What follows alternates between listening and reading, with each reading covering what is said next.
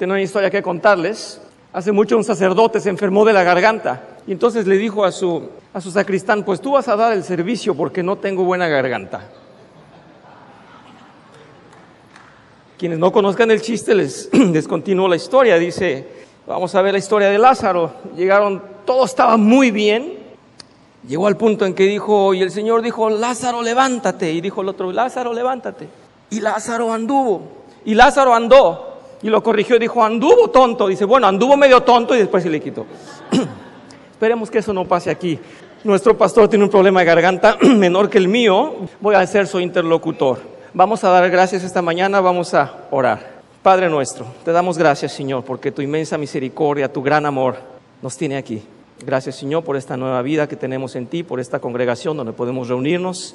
Gracias, Señor, porque ha sido un milagro cada vida de nosotros puesta en tus manos, recuperada por ti, porque has pagado un precio muy alto por nosotros, porque estamos gozosos en nuestro espíritu de estar contigo. Perdona nuestras ofensas, nuestros pecados. Llévanos a una vida más parecida a ti. Gózate con nuestra presencia aquí en humillación. Haz con tu poder lo que has hecho y tantas grandezas más que seguirás haciendo, Señor. Prepara nuestras mentes, nuestros corazones para este sermón, que seamos guiados por tu Santo Espíritu. Te lo pedimos en nombre de Cristo Jesús. Amén. El día de hoy vamos a hablar acerca del yelmo, el yelmo de la salvación. Y esto se refiere a que el entendimiento de Dios, la sabiduría de Dios, estaba manifestada en el Señor Jesucristo. Es una sabiduría que sobrepasa en realidad todo entendimiento de carne, todo entendimiento humano, que no se equipara para nada a la santa sabiduría de Dios, a la confianza en Él, a la manera de pensar de Cristo y que el Señor ha puesto en nosotros a través de su Espíritu. Esa sabiduría nos va a ayudar a vencer la confusión, nos va a ayudar a realmente enfocarnos en la vida que Dios quiere que llevemos. No vamos a tener confusión. El apóstol Pablo tenía un entendimiento acerca de esto, que es el yelmo de la salvación, de una manera muy curiosa. Él era soldado y él conocía bien los cascos. Él conocía en las batallas diferentes cascos. El pueblo romano se enfrentaba a diferentes pueblos, a diferentes ejércitos, y él conocía diferentes cascos. En sus batallas Pablo había comprendido que llevar un casco era vital, que el casco le resolvía y que en realidad lo sacaba adelante en sus peleas. Sí, no solamente protegía la cabeza, sino que estaba Pablo contemplando que era el cerebro lo que estaba protegido. Y en esta imagen Pablo nos habla de cómo tenemos que tener este yelmo, este casco que es el yelmo de la salvación. Eso en realidad es una metáfora que no se la inventó Pablo, está ligada a Isaías 59:17, en donde él se refirió a la salvación. Isaías estaba desde antes hablando de aquí. Cristo traerá a la humanidad lo que dice Efesios 6:17. Vamos a leer Efesios 6:17, por favor. Tomen el casco de la salvación y la espada del Espíritu, porque es la palabra de Dios. Esa es la instrucción que nos está dando Efesios 6, versículo 17. El apóstol Pablo, cuando estaba hablando esto a los cristianos, se refería a esta metáfora de Isaías, en donde está previendo que tomen el yelmo de la salvación.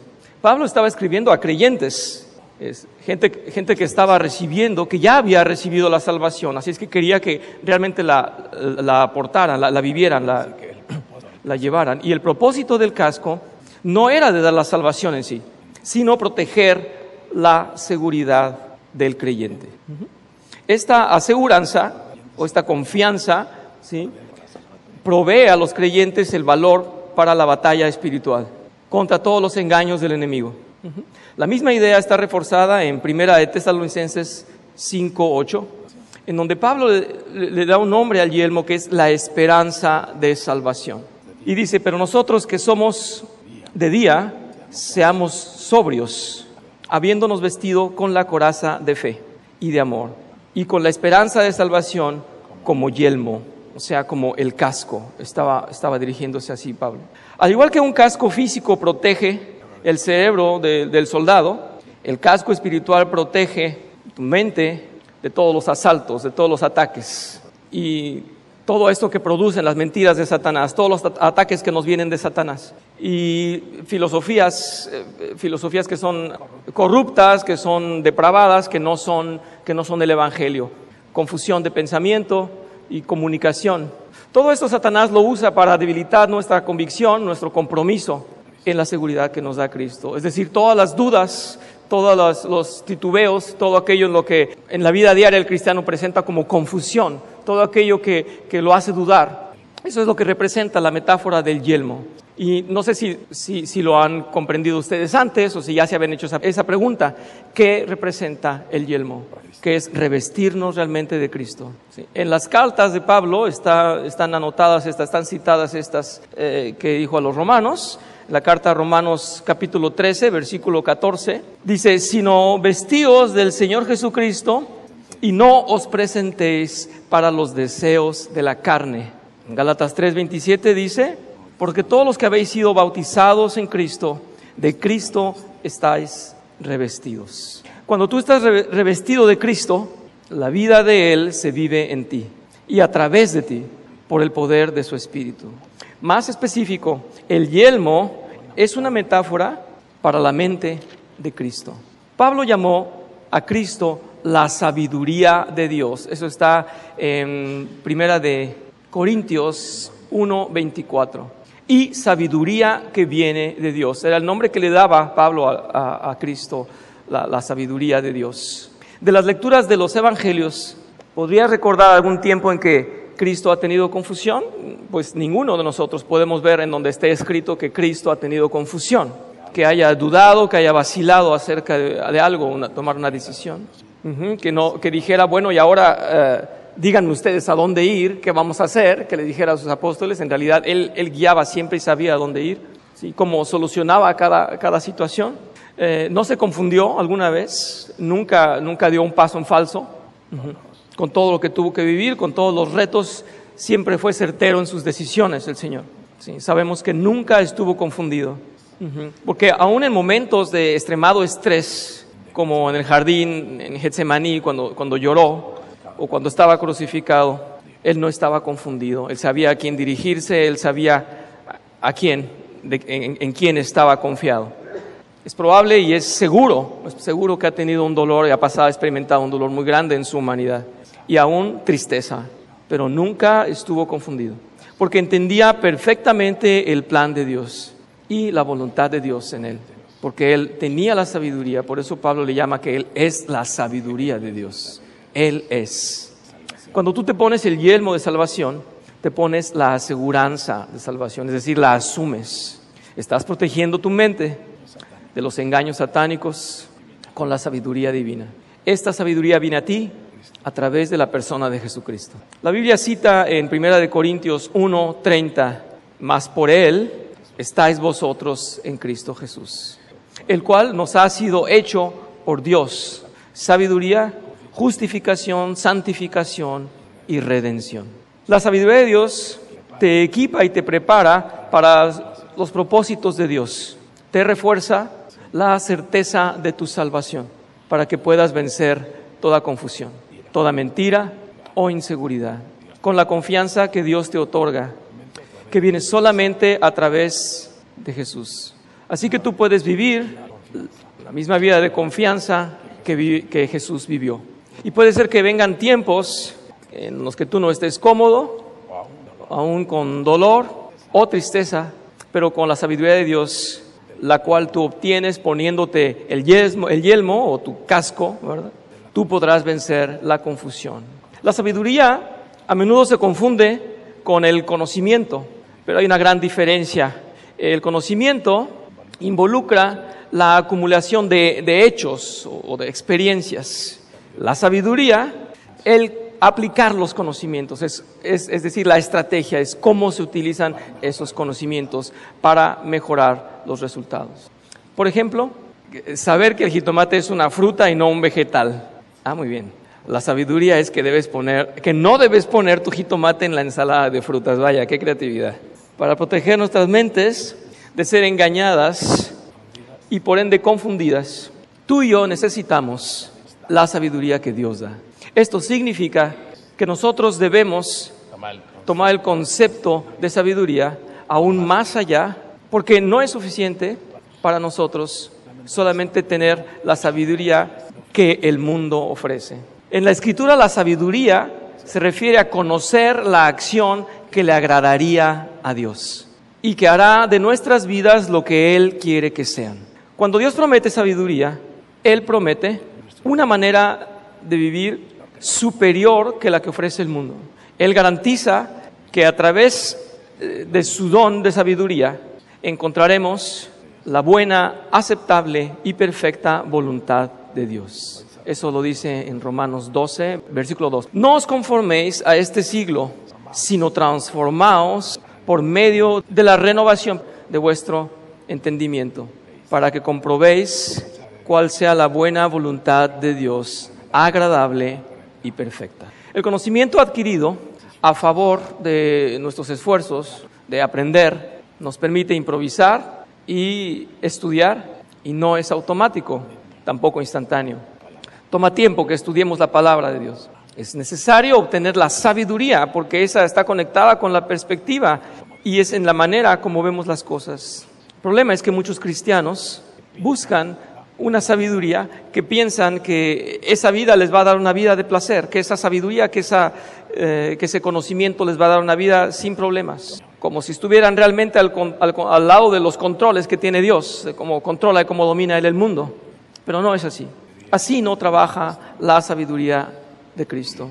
A nosotros no se nos enseña cómo va a funcionar el universo exactamente en nuestras vidas, o cómo va a ser precisamente cada uno de nuestros momentos en esta vida, ni cómo se va a ajustar al mundo.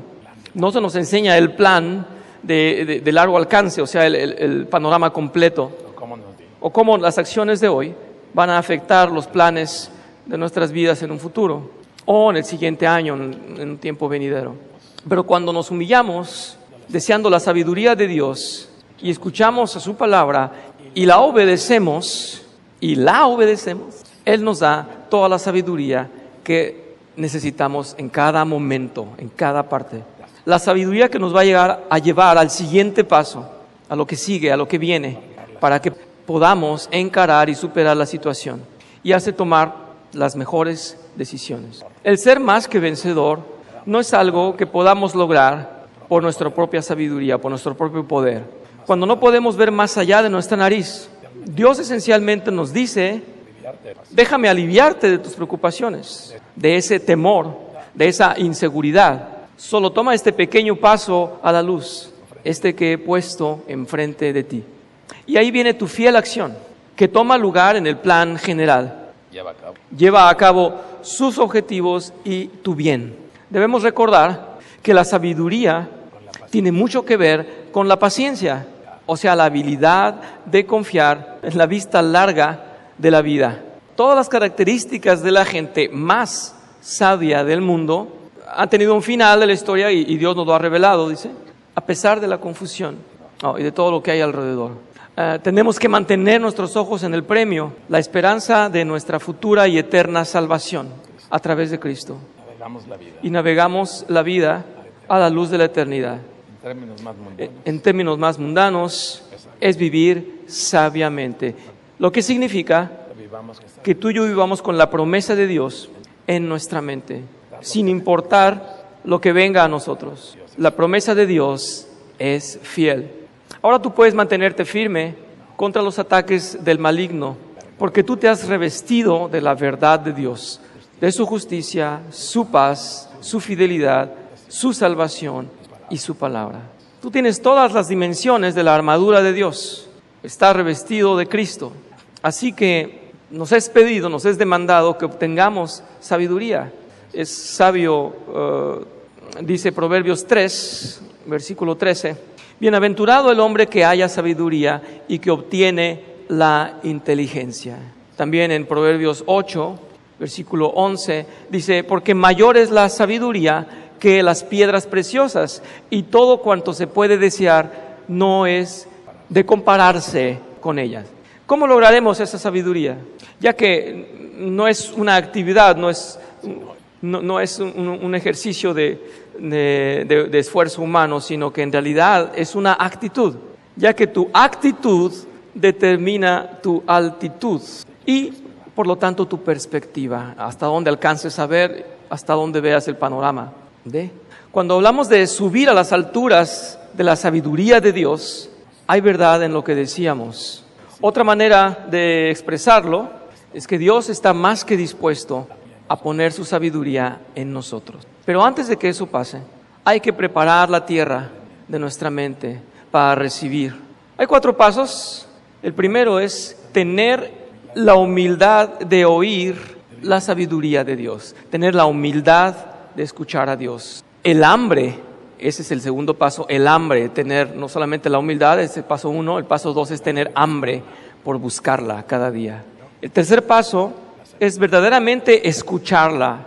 Entonces quedamos, el 1 es tener la humildad, el 2 es tener sed de ella, el 3 es escucharla y el 4 es que realmente nuestro corazón siga esa sabiduría, que tengamos una obediencia en esa comunión con Él. Ese primer paso es tener el entendimiento adecuado de nuestra relación con Dios. Salomón dijo que el temor del Señor es el principio de la sabiduría, pero los tontos no hacen caso a la sabiduría y a la instrucción. Job lo dice también, 28:28. He aquí que el temor del Señor es la sabiduría y apartarse del mal, la inteligencia. Nos preguntamos, ¿temor del Señor? ¿Qué será eso? ¿Qué será tener temor del Señor? La indefinible mezcla de reverencia, temor, placer, gozo y asombro que llena nuestro corazón cuando nos damos cuenta quién es Dios y lo que ha hecho por nosotros. Una persona que es sabia y que sabe la definición de la sabiduría de Dios, nunca piensa que no va a fallar. Es decir, si es sabio, no se cree infalible. El que más conoce, más sabe que poco conoce. Es por eso que tiene un espíritu humilde, que es el primer paso para que uno se abra a recibir la sabiduría de Dios. Eso es el primer paso, hablábamos de humildad. El segundo paso es el alma hambrienta, es tener el alma con hambre, el alma con deseo. Es cuando te cambiaron de los reinos oscuros a su luz admirable. Tú sabes que entonces requieres de adquirir nuevas habilidades y nuevas perspectivas. Entre más hambriento estés de tener éxito en esta nueva aventura, o sea, en tu nueva vida, más pronto aprenderás a vivir hábilmente y exitosamente en el reino de Dios. Por lo tanto, tú tienes tanto o tan poco de la sabiduría de Dios como quieras tenerla. Dice que sí, ¿o escucharon eso? Dice el pastor. Pues sí, tú tienes tanta sabiduría o tan poca como tú quieras tenerla. Nuestra falta de sabiduría es la respuesta de nuestra falta de deseo de conocer más de Dios y conocerlo con todo nuestro corazón. ¿Acaso tú buscas a Dios con todo tu corazón? En el Salmo 119 solamente se nos instruye buscar a Dios con todo nuestro corazón. 6 veces diferentes, 6 veces citadas. Así que es un buen consejo. Realmente nuestro problema es que nuestro deseo por Dios o por la sabiduría de Dios es muy débil. La invitación es que realmente incrementemos ese deseo de conocer la sabiduría de Dios. Pero fijarnos en algo y ser objetivos en esto. El apetito físico y el espiritual son diferentes. Si tú pierdes una comida, pronto te sentirás depravado, molesto, privado, súper hambriento y casi no puedes aguantar sin comer. En el campo espiritual es lo opuesto. Cuando te pierdes de una comida espiritual, de alguna predicación, algún estudio, alguna lectura, empiezas a perder tu apetito. Así que estamos en serios peligros cuando fallamos y le mostramos a nuestra alma lo que es estar hambriento por Dios y su sabiduría. Cuando alguien pierde el apetito, deja de venir, deja de asistir, deja de escuchar predicaciones o de leer la palabra de Dios. Sí, y bueno, según el pastor, aquí tenemos algunos casos de quienes dejan de venir, dejan de asistir, dejan de oír predicaciones o que dejan de alimentarse espiritualmente. Un corazón que escucha En Primera de Reyes 3:9, Salomón dijo en su súplica original a Dios que le diera un corazón entendido. Literalmente dice, El texto literalmente dice: dale por lo tanto a tu siervo dale por lo tanto a tu siervo un corazón que oiga. O sea que aunque tengamos un espíritu de humildad y una alma hambrienta de Dios, aún así necesitamos aprender a escuchar. Déjame decirles algo, Déjenme decirles algo. Los hombres con la edad, las orejas. Dios santo, a usted y a mí, nos crecen las orejas. ¿Qué nos querrá decir? ¿Qué nos querrá decir Dios? Bueno, pues que tenemos que escuchemos más, ¿verdad? Es lo que quiere Dios, que escuchemos más. Bueno, sus servidores, los orejones, aquí estamos aprendiendo a escuchar más. Debemos aprender a escuchar Debemos aprender a escuchar, a ser sensibles lo que Dios nos puede decir. a través de su A través de su palabra y de su gente, cuando nos comparten los principios de sabiduría. Ok, en el paso 4 tenemos una mente dispuesta, o debemos de tener una mente dispuesta. Un espíritu humilde dice: necesito a Dios. un alma hambrienta. Un alma hambrienta dice: deseo a Dios. Un corazón que escucha: yo oiré lo que Dios me dirá. Y finalmente una mente dispuesta: Yo yo obedeceré a Dios. entonces Todo es súper importante. Conocer a Dios, buscarle, es imperativo. oír la vista, Oír lo que Dios dice es crucial, todo, ¿no? pero todo eso no vale Lo que Él nos dice. si no nos atrevemos a hacer realmente lo que Él nos dice. Es decir, si vamos con humildad, si tenemos hambre, si en realidad le escuchamos, no vale la pena si no actuamos. Así que somos sabios solo y únicamente cuando guardamos y obedecemos su palabra. Actuar con habilidad. Y es el actuar con habilidad en lo que conocemos y confiando en Dios en lo que desconocemos. El casco. Cuando nos ponemos el casco o el yelmo de salvación, nos movemos hacia adelante, sin vacilación, En la luz del en la luz de la sabiduría. Y así vivimos más que vencedores. Vamos a cerrar con Salmos 111:10. El principio de la sabiduría es el temor a Jehová. Buen entendimiento tienen todos los que practican sus mandamiento. mandamientos. Loor, Su loor permanece para siempre. Bendiciones. Vamos a dar paso a la cena del Señor. Vamos a orar para cerrar este sermón. Mal o bien traducido, creo que se comprendió. Y vamos a dar gracias. Señor, te damos gracias. Gracias porque has provisto a cada uno de tus hijos una salvación. Una salvación que de ninguna manera se podía alcanzar por medio de hombre, por medio de esfuerzo humano, siquiera por entendimiento humano. Una salvación que nos era ajena, Señor, que estábamos perdidos, estábamos lejos y no te conocíamos. Y has regalado en tu gran amor, en tu gran misericordia, has regalado salvación para cada uno de nosotros. El día de hoy tu palabra nos recuerda que esa salvación, aunque ya es nuestra, implica asumirla, implica ponerla en práctica. Y con estos pasos de buscar de ti, de escuchar de ti, de esa hambre y sed de ti, comprendemos que la acción y el reposar en ti y el actuar bajo tu perspectiva, bajo tu orden, bajo tu consejo, es lo que nos da la nueva vida. En Salmo 119 dice: Señor, en mis labios guardo tus dichos, en mi corazón guardo tus dichos para no pecar contra ti, Señor. Seguir tu palabra, seguir tu consejo, Señor, nos da la vida. Nos saca de toda dificultad, nos lleva realmente a donde tú quieres que vayamos y no a donde nosotros necios pudiéramos ir. Gracias, Señor, por esa palabra que nos da vida, nos da aliento, nos da esperanza de dar pasos firmes. Bendito sea, Señor.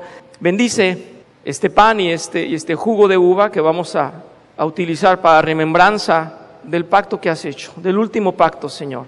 El último pacto en donde nos compartes de tu carne y de tu sangre, donde has sido sacrificado en la cruz, expuesto como el único siervo y el único realmente digno a ser sacrificado por nosotros. Recordaremos tu carne en sacrificio, en muerte, como nuestros pecados, ahí molida, y tu sangre lavando nuestros pecados. Dale, Señor, ese significado a este ejercicio que haremos, recordando la Santa Cena.